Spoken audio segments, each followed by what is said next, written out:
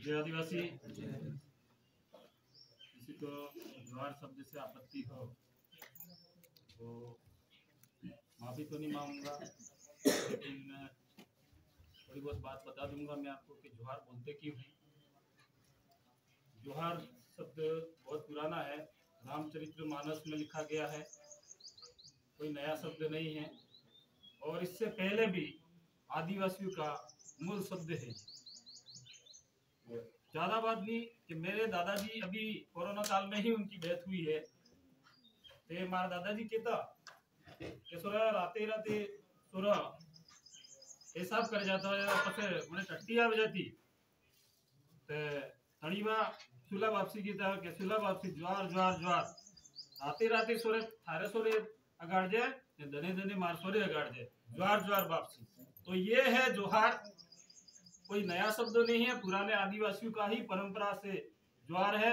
और जब पुरानी परंपरा में हमारे आदिवासी लोग जब लाड़ी पढ़ने लेना आता तो पगे पड़ती तभी लुगड़ू एम करें ज्वार ज्वार करती, तो वो ज्वार शब्द है हमारे पास। कहीं नवो शब्द ना है, ये बहुत पुराना शब्द है पूर्वजों का, हम कोई नया नहीं लाए हैं। अगर नया है तो आप रामचरितमानस पढ़ सकते हैं। तुलसीदास जी ने रामचरितमानस लिखी है और बेशक तो उसमें ज्वार शब्द आपको मिलेगा।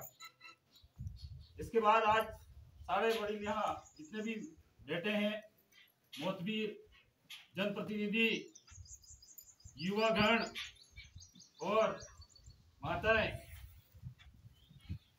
आज हमको यहाँ इकट्ठा इसलिए होना पड़ा, इसलिए हम सब लोगों को यहाँ इकट्ठा होना पड़ा। बात सुनने में ये भी आ रही है कि स्थानीय यहाँ के जो लोग हैं वो कहते हैं कि राणा पुंजा भील नहीं था, वो तो सोलंकी था। तो मैं उनसे ये कहना चाहता हूँ कि बात कर रहा हूँ जिसके बाप का नाम था दुदा होलंकी और उसकी माँ का नाम था केरी बाई। और मैं नहीं कह रहा हूँ, ये इतिहास कह रहा है, वो किताबें मैंने नहीं लिखी है, तुम्हारे बाप दादाओं ने लिखी है। हमारे बाप दादा तो अनपढ़ थे, अनपढ़ गवाह थे, हम तो अनपढ़ थे, उस जमाने में पढ़े भी नहीं थे। अगर आपको एविडेंस चाहिए, आपको प्रूफ चाहिए, तो हम कोर्ट में पेश करने के लिए तैयार है। अगर यहाँ के लोग राणा पूजा सोलंकी के नाम से अगर मूर्ति स्थापना करते हैं तो करे, उनका राणा पूजा सोलंकी होगा। एक नाम के दो व्यक्ति हो सकते हैं, मैं कोई बहिष्कार नहीं कर रहा, लेकिन मैं राणा पूजा होलंकी की बात कर रहा। स और ह में फर्क पड़ता है।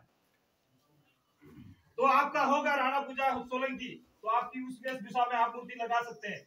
हमारा जो राणा पूजा होलंकी है उसकी वो वेशभूषा है, माथे पे हस्ताना बांधा हुआ है और धोती पहनी हुई है और उसके हाथ में तीर का बाण है। मैंने भी जहां तक इतिहास पढ़ा है हल्दी घाटी का, यहाँ तक पढ़ के मैं भी आया हूँ, तो मैंने यूं नहीं पढ़ा है, मेरे पास में भी एविडेंस है, पुरानी किताबें पढ़ी हैं। उसमें 18 जून 1576 और एक तारीख आती है शर्मा एंड गोपीनाथ शर्मा, उसकी पुस्तक में मिलता है 21 जून 1876।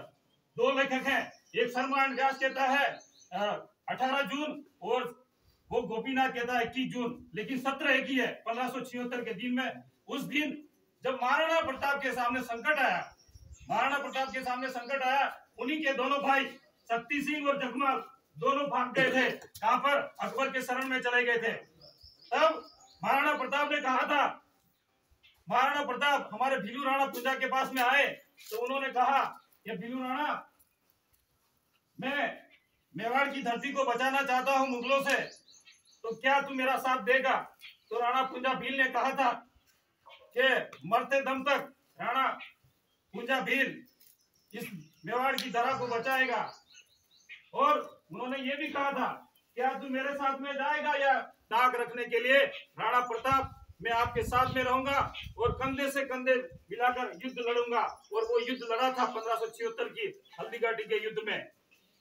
और आज ही हमारे पूर्वज के साथ में, मैं तो सरकार से भी कहना चाहता हूं और यहाँ के जनप्रतिनिधि हैं उनसे भी कहना चाहता हूं, हमारी कोई ज्यादा उम्र नहीं है, लेकिन कहा जाता है कभी कोई राष्ट्रपति आने वाला था यहाँ मूर्ति लगाने के लिए, उस टाइम में भी एक व्यक्ति ने राणा पुंजा भील की मूर्ति नहीं लगाने दी।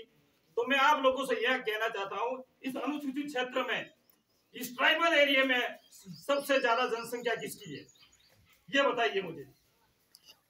आदिवासियों की है या किसकी है? आदिवासियों की है। तो यहाँ से जितने भी जनप्रतिनिधि जाते हैं वो उनसे भी मैं कहना चाहता हूँ, खुल्लम चलम कहना चाहता हूँ कि क्योंकि जनसंख्या के अनुपात में भले किसी भी पार्टी को, मुझे पार्टी से कोई लेना देना नहीं है, पार्टी से मुझे कोई एतराज नहीं है। टिकट तो आपको मिलनी ही है, सरकार आपको झक मरा के देगी, भले कांग्रेस का हो भले बीजेपी का हो, किसी भी पार्टी का हो, क्योंकि जनसंख्या के अनुपात में एसटी की सीट रिजर्व है तो आपको ही मिलेगी।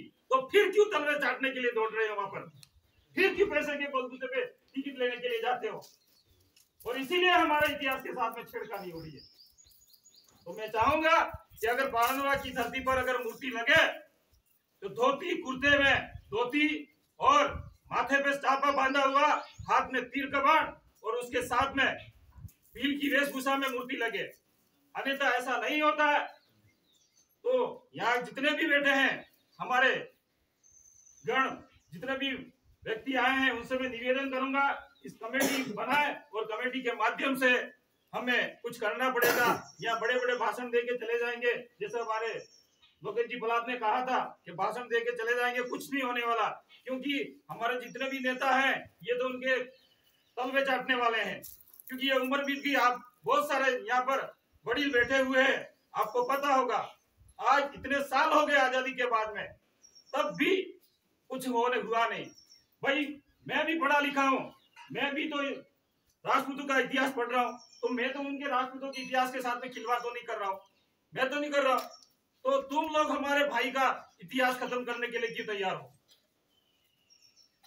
मैं तो आज चैलेंज करके जाता हूँ, अगर राणा पुंजा भील के वेशभूषा में अगर चेंज हुआ तो ये दिनेश दामा उस दिन भी कहा था और आज भी कह रहा हूँ, हंसते हंसते राणा पुंजा मूर्ति की लगाने के लिए, बलिदानी के लिए तैयार हो, और चंदा इकट्ठा करके भी अगर यहाँ पर मूर्ति लगाने के लिए जरूरत पड़ी तो पलाश साहब से भी मैं निवेदन करूंगा, एक एक रुपया करके भी इस आदिवासी समुदाय को बोलो कि कहीं से भी जमीन खरीद के राणा पुंजा की वेशभूषा में हम मूर्ति लगा सकते हैं।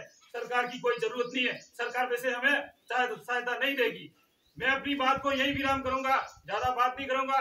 जय जोहार, जय प्रकृति, जय कुदरत।